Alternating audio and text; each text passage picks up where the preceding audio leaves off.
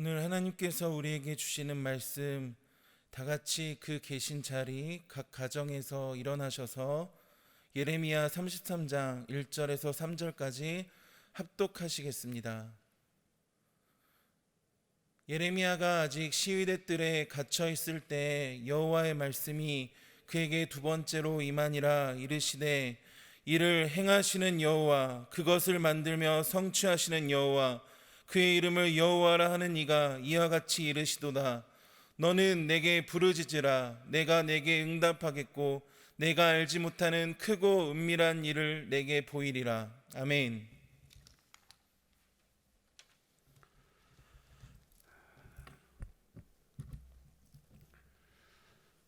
선지자 예레미야가 활동하던 시대는 이스라엘 백성들의 우상 숭배가 극에 달한 시대였습니다. 그래서 하나님께서는 이방 나라인 바벨론을 일으키심으로 이스라엘 백성들이 모두 포로가 되어서 잡혀갈 처지에 놓였습니다. 그때 선지자 예레미야는 회개하라고 외치면서 이스라엘 백성들을 돌이키기 위해 발버둥을 칩니다. 그런데 이와 같은 이 긴박한 때에 왕이 예레미야를 감옥에 가두어 버립니다. 예레미야가 감옥 안에서 몸부림을 치고 있을 때 부르짖어 하나님 앞에 기도할 때 하나님의 그 놀라운 계시가 임합니다. 하나님께서 말씀하시기를 이를 행하는 여호와, 그것을 지어 성취하는 여호와가 이같이 이르노라. 너는 내게 부르짖으라. 내가 내게 응답하였고 내가 알지 못하는 크고 비밀한 일을 보이리라. 이렇게 말씀하십니다. 하나님께서 예레미야에게 이렇게 말씀하시는 것은 한마디로 말하면 이 일은 하나님이 아신다. 이 일은 하나님이 아신다, 이 말씀입니다. 예레미야는 자기의 온 힘을 다해 나라를 구하려고 노력을 했습니다. 그런데 지금은 갇힌 몸이 돼서 지금 아무것도 할 수 없습니다. 왕에게 회개하라고 말할 수 있습니까? 백성들을 독려해서 우상 숭배를 그치라고 말할 수 있습니까? 아무것도 할 수 없는 그런 상황이 되어버렸습니다. 예레미야의 답답함은 이루 말할 수가 없습니다. 그런 예레미야에게 하나님께서 말씀하시는 말씀은 이 일을 행하는 여호와, 그리고 그것을 성취하는 여호와다, 이렇게 말씀하십니다. 다시 말하면 이 일은 하나님의 것이라는 것입니다. 그렇습니다. 하나님의 몫이라는 겁니다. 여러분, 성경 맨 첫 번째 창세기를 한번 펴보십시오. 창세기를 보면은 하나님께서 아담과 하와를 지으시기 전에 천지와 만물을 하나님 홀로 지으셨습니다. 하나님께서 홀로 빛을 지으셨고 하나님께서 홀로 궁창을 만드셨습니다. 그리고 각종 열매 맺는 풀과 나무를 지으셨습니다. 하나님 홀로 모든 것을 창조하시고 그리고 맨 마지막에 아담을 지으셨습니다. 이 모든 일들 하나님께서 혼자 하셨습니다. 아담과 하와를 먼저 지어놓고 하나님이 하시는 일을 도와달라고 하지도 않았습니다. 아담이 할 일은 그저 하나님이 이미 이루어 놓으신 것들을 누리는 것뿐입니다. 누리면서 하나님을 사랑하고 섬기는 것이었습니다. 여러분, 창조뿐만이 아닙니다. 예수 그리스도를 보내주시고 우리를 구속하신 것도 하나님께서, 예수 그리스도께서 홀로 하신 일입니다. 여러분, 우리가 구원받을 만한 일을 했나요? 천만의 말씀입니다. 사람이 한 일은 아무것도 한 것이 아닙니다. 오직 하나님께서 그 아들 예수 그리스도를 보내셨고 그리고 예수께서 홀로 일하셔서 요한복음 19장 30절의 말씀 보면 내가 다 이루었다 라고 말씀하시고 십자가에서 죽으신 것입니다. 자, 그래서 남녀노소 빈부 귀천할 것 없이 예수님을 믿기만 하면 용서함 받고 그리고 의롭다함을 얻게 됩니다. 예수께서 홀로 죄의 짐을 짊어지셨습니다. 예수께서 홀로 우리의 모든 질병까지 짊어지셨습니다. 가난과 저주, 예수님이 십자가상에서 다 해결하셨습니다. 사망과 음부도 예수님께서 정복하시고 승리하신 것입니다. 주님이 다 이루셨습니다. 다 이루신 것을 우리가 조금도 보태거나 뺄 수가 없습니다. 그럼 우리가 해야 될 일은 무엇입니까? 예수님께서 이루어 놓으신 것을 알고 믿고 받아들이고 그 은혜에 그냥 감사하며 주님을 섬기는 겁니다. 이제 우리가 해야 될 일은 모든 인생의 짐을 주님께 맡기고 주님을 의지하여 마음의 평안함을 가지고 살아가는 것입니다.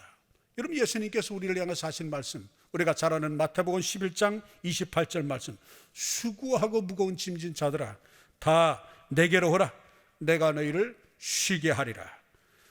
수고하고 무거운 짐을 보시고 짊어지라고 하지 않으셨습니다. 수고하고 무거운 짐은 다 자신에게 맡기고 그 대신 우리에게 쉼을 주시겠다는 것입니다. 자, 그렇다면 우리는 어떻게 해야 인생의 짐을 주님께 맡길 수 있을까요? 그 방법은 뭡니까? 기도입니다.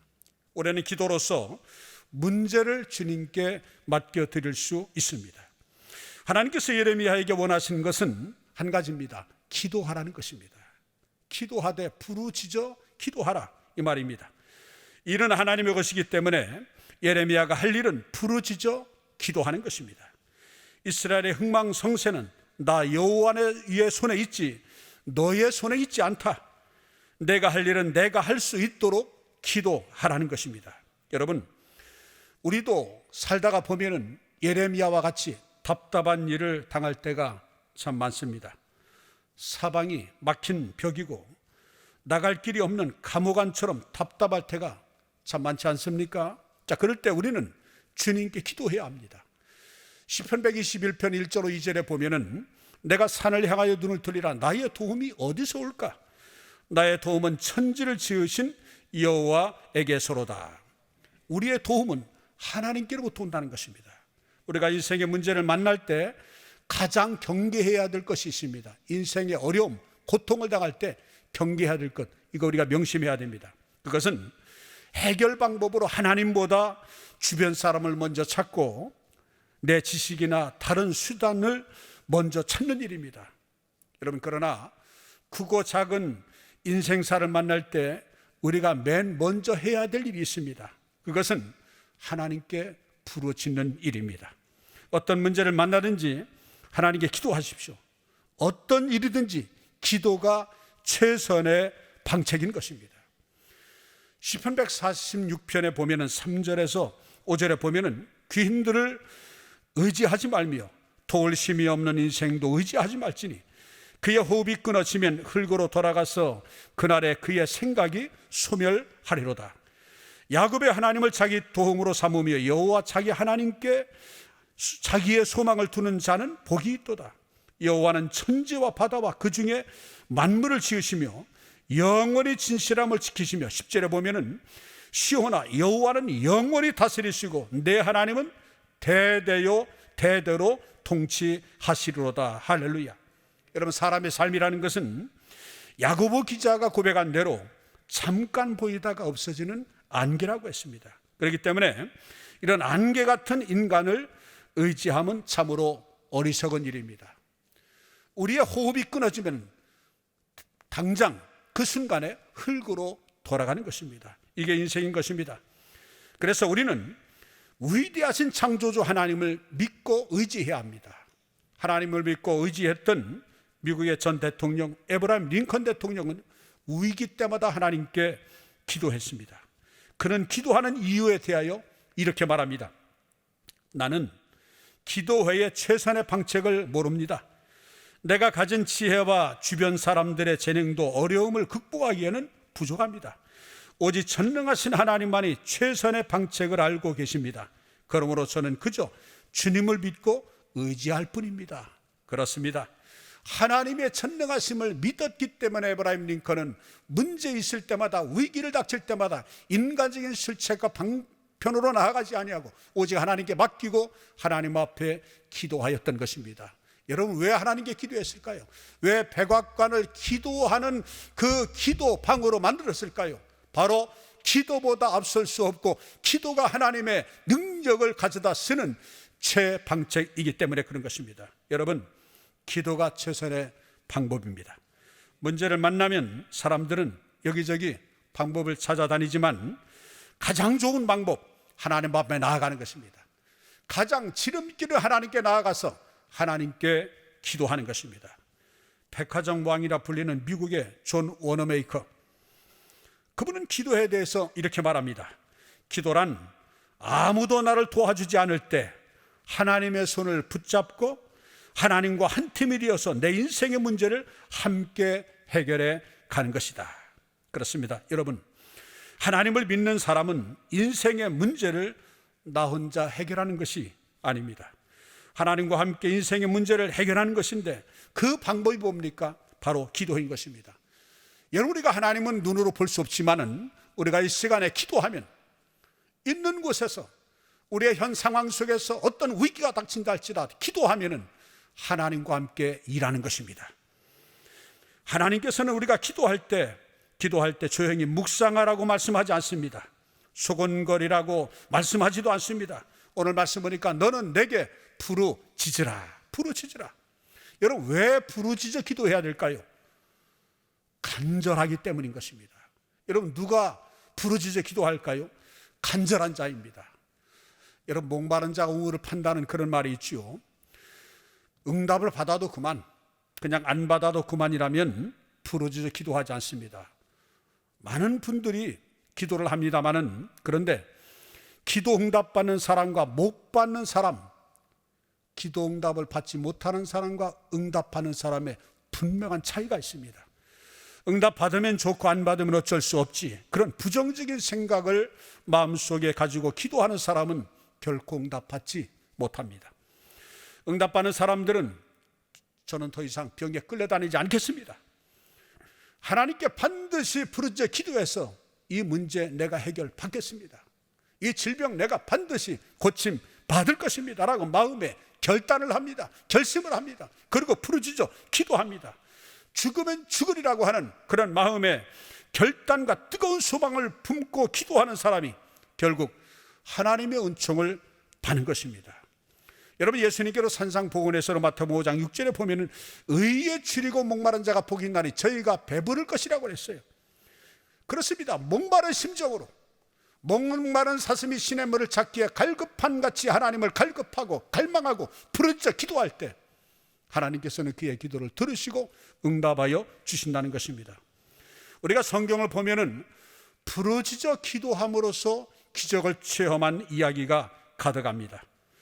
엘리야가 갈멜산 꼭대기에서 기도할 때, 여러분, 그 기도의 자세를 보면은요, 엘리야가 얼마나 간절하게 기도했는가를 알 수가 있는데, 열왕기상 18장 42절에 보면은 아합이 먹고 마시러 올라가니라 엘리야가 갈멜산 꼭대기로 올라가서 땅에 꿇어 엎드려 그의 얼굴을 어디에 넣었다? 무릎 사이에 넣었다, 이렇게 말합니다. 엎드려서 얼굴을 무릎 사이에 넣었다는 것. 제가 침대에서 얼굴을 무릎 사이에 넣으려고 하니까 도저히 잘 안 들어가요. 엘리야가 평소에 얼마나 간절하게 그렇게 기도하고 그런 습관적으로 기도하였으면 얼굴이 무릎 사이에 들어갔을까? 여러분, 엘리야의 간절함, 엘리야의 그 간절히 하나님께 부르짖는 그 기도였음을 우리는 알 수가 있습니다. 전심을 다해 간절하게 기도했다는 것을 우리에게 보여주고 있는 것입니다. 하나님께서는 엘리야의 간절한 기도를 들으시고 하늘의 문을 열어서 비를 내려 주셨습니다. 유다왕 히스기야도 마찬가지입니다. 병들어 죽게 되었지만은 얼굴을 벽으로 향하고 하나님께 통곡하며 간절히 기도합니다. 열왕기하 20장 2절에 보면은 히스기야가 낯을 벽으로 향하고 여호와께 기도하여 이르되, 낯을 벽으로 행했다는 것은 얼굴을 벽으로 행했다는 것입니다. 이 무슨 말입니까? 인간적인 방법을 구하지 아니하고 세상 바라보지 아니하고 사람 의지하지 아니하고 오직 하나님을 향하여 전심으로 하나님께 부르짖어 매달렸다는 것입니다. 하나님께서는 히스기야의 간절한 기도를 들으셨습니다. 내가 내 기도를 들었고 내 눈물을 보았노라 말씀하시고 그의 병을 고쳐주셔서 15년 생명을 연장받았습니다. 여러분, 하나님께 부르짖어 기도할 수 있다면 절대로 낙심하지 말아야 합니다. 기도하는 사람은 망하지 않습니다. 기도하는 국가는 망하지 않습니다. 기도하는 기업은 망하지 않습니다. 여러분, 기도하는 가정 망하지 않습니다. 여러분, 방금 교회 감사가 넘치는 교회 소식을 여러분들 접한 대로 8월 둘째 주 12일부터 5주간 아버지 학교가 진행이 되어집니다. 이 아버지 학교를 통해서 아버지가 기도할 때, 신앙에 바로 설 때 그 가정은 희망이 있는 것입니다. 엄마가 바로 설 때 그 가정에 희망이 있고, 그렇습니다. 특별히 가장인 아버지가 바로 설 때. 그래서 여러분들 아버지들이 이번에 아버지 학교에 많이 좀 이렇게 등록하셔서 정말 가정이 살고 희망을 주는 그런 가정이 되셨으면 참 좋겠습니다. 여러분, 오늘날 하나님께서는 우리가 알지 못하는 크고 비밀한 역사를 하나님 보여주십니다. 여러분, 예수 그리스도는 구약 시대나 지금이나 앞으로 이후의 시대도 영원히 변함이 없습니다. 하나님이 하시는 일도 여러분 구약이나 예레미야 시대나 지금이나 변함이 없습니다. 히브리 13장 8절의 말씀 보니까 예수 그리스도는 어제나 오늘이나 영원토록 동일하시니라. 우리가 부르짖어 기도하면 하나님께서 우리가 알지 못하는 크고 비밀한 일을 예레미야에게 보여주셨듯이 오늘도 부르짖어 기도하는 저와 여러분들에게 반드시 주님은 알게 하시고 보여줄 것입니다. 어떻게 문제가 해결될 것인지 우리는 모릅니다. 하지만 주님께서 너는 내게 부르짖으라, 내가 내게 응답하였고 내가 알지 못하는 크고 은밀한 일을 내게 보이리라 말씀하셨기 때문에 우리는 주님의 말씀을 붙잡고 기도하면 되는 것입니다. 손에 잡히는 것이 없고 눈에 보이는 것이 없고 아무 감각이 없어 상관이 없습니다. 천지 만물을 창조하신 하나님, 신실하신 하나님, 약속을 반드시 지키시는 언약을 지키시고 이루시는 주님의 말씀을 그대로 믿고 기도해 보십시오. 반드시 크고 놀라운 일을 우리에게 보여줄 것입니다.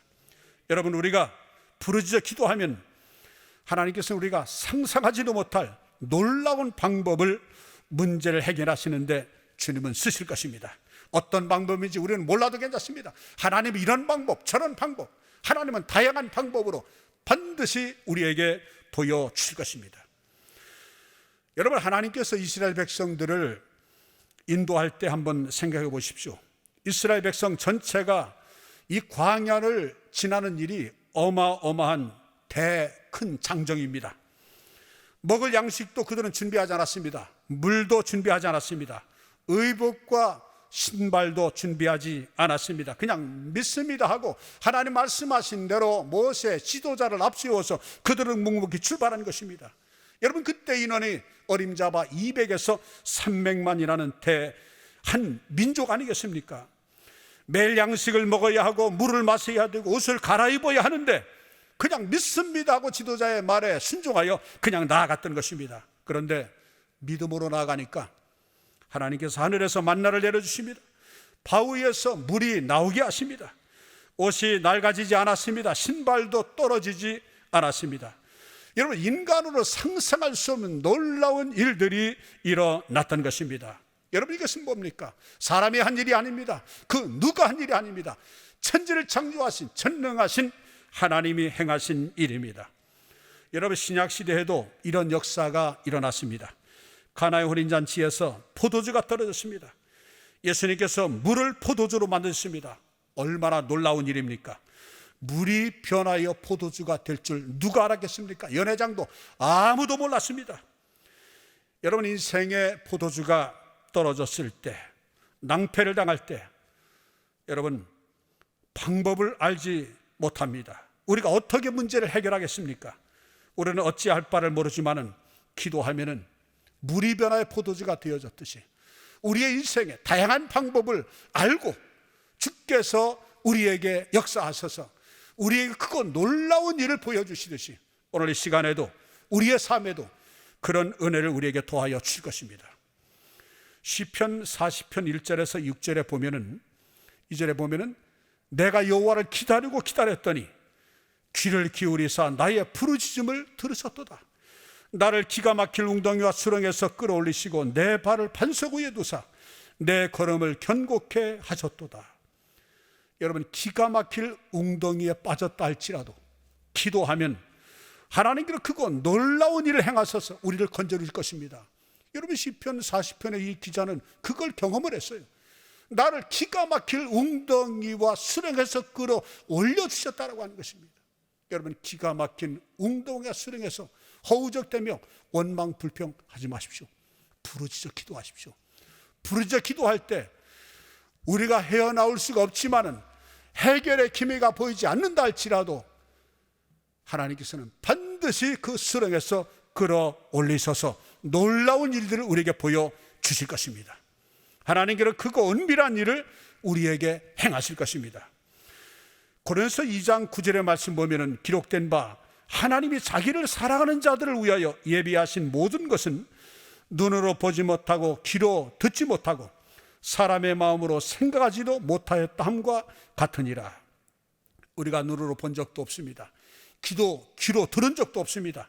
마음으로 생각하지는 못한 것을 하나님은 다 알고 계십니다. 다 알고 계실 뿐만 아니라 그 해결 방책을 이미 예비해 놓고 계신 것입니다. 우리가 어려움을 당할 때, 막막할 때, 앞으로 어떤 일이 펼쳐질까 모르기 때문에 불안하고 염려하는데, 여러분들은 모르지만은 여러분들보다 잘 아시는 분이 계십니다. 그분이 하나님이십니다. 우리는 모르지만은 나를 아시는 하나님께서, 나의 앞날을 아시는 하나님께서 우리를 최상의 길로 하나님 인도하실 것입니다. 여러분, 그 대표적인 사람, 그것을 경험한 사람이 누굽니까? 바로 욥입니다. 욥은 어려움이 있었어요. 열잔이 이렇습니다. 경제적으로 파탄이 됐습니다. 몸은 만신창이가 됐습니다. 친구들은 근접한 거리에 계속해서 조롱을 합니다. 그런데 그때까지 욥은 정말 너무나 답답했습니다. 너무나 고통스러워서 자기가 출생한 날을 저주하였습니다. 왜 그렇습니까? 내가 왜 이런 고통을 당하는지 모르기 때문에. 그러나 그는 그런 속에서도 원망하지 않았습니다. 낙심하지 않았습니다. 오히려 주신 자도 여호와시오 취하실 자도 여호와시오니 하나님이 찬송을 받으실지니라라고 하나님께 영광 돌려드렸습니다. 그때 하나님께서 그에게 비전을 주십니다. 그 유명한 고백, 욥기 23장 10절. 그러나 내가 가는 길을 그가 아시나니 그가 나를 단련하신 후에는 내가 순금같이 되어 나오리라. 할렐루야. 하나님은 우리의 일생을 이미 손바닥에 놓고 다 알고 계십니다. 우리는 몰라도 됩니다. 하나님은 다 아십니다. 그러므로 오직 하나님을 믿고 기도하면 됩니다. 믿음으로 기도하면 하나님께서 예비하신 길로 우리를 인도하신다. 내가 가는 길을 나는 알지 못하지만 나를 아시는 하나님께서 나를 복된 길로 인도하셔서 나를 정금 같은 순금 같은 믿음의 사람으로 하나님께서 나를 세워주실 것이다 라고 믿었던 것입니다. 이것이 욥의 신앙입니다. 여러분, 하나님을 사랑하는 자, 뜻대로 부르심을 입은 자들에게는 모든 것이 합력하여 선을 이루는 줄 믿으시기를 바랍니다. 여러분, 우리 인생이 거칠고 황량한 광야와 같다 할지라도 하나님께 다 맡기면 하나님 우리의 인생의 문제를 책임져 주실 것입니다. 초대교회의 교부였던 성자 어거스틴은 이런 고백을 합니다. 과거는 하나님의 긍휼에 맡기라. 현재는 하나님의 사랑이 맡기라. 미래는 하나님의 섭리에 맡기라. 우리를 긍휼히 여기시고 사랑하시는 하나님께서 우리의 앞날을 인도하시고 계시기 때문에 모든 것을 하나님께 맡길 수가 있습니다. 여러분 인생의 어려운 순간순간마다 오늘 예레미야 33장 3절의 말씀을 꼭 기억하십시오. 명심하십시오. 그리고 이 말씀을 붙잡으십시오. 너는 내게 부르짖으라. 내가 내게 응답하였고 내가 알지 못하는 크고 은밀한 일을 내게 보이리라. 이 말씀 붙잡고 부르짖어 기도하면 죽은 자를 살리시고 없는 것을 있게 하시는 전지전능하신 하나님께서 여러분의 삶에 오늘 또 기적을 베푸실 것입니다. 이런 은혜를 경험하는 우리 감사가 넘치는 온 성도들, 오늘 실시간 온라인 예배에 참여하는 여러분들 모두 되기를 예수님의 이름으로 축원합니다. 기도하겠습니다. 사랑이 많으시고 은혜로우신 아버지 하나님, 일을 행하시고 성취하시는 여호와 하나님께 부르짖어 기도합니다. 우리의 연약함과 부족함을 위해 간구하오니 응답하시고 크고 비밀한 일을 보여 주시옵소서. 기가 막힐 웅덩이와 수렁에 빠질지라도 하나님의 말씀 붙잡고 주님 앞에 나아가오니 하루하루 우리의 삶을 인도하시고 새 힘을 더해 주옵소서.